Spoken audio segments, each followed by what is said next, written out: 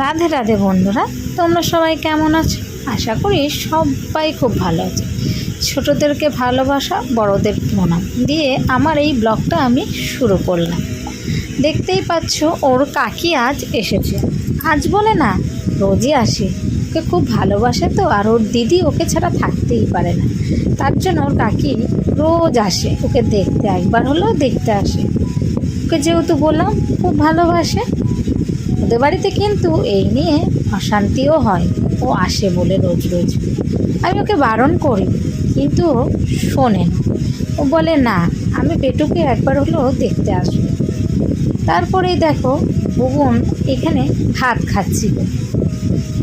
তারপরে দেখো ও এখন হামাগুড়ি টানতে শিখেছে। হামাগুড়ি তো টানছে না, বুকে করে করেই এগিয়ে আসে। দিয়ে এসেই থালার মধ্যে হাত দিয়ে দিল।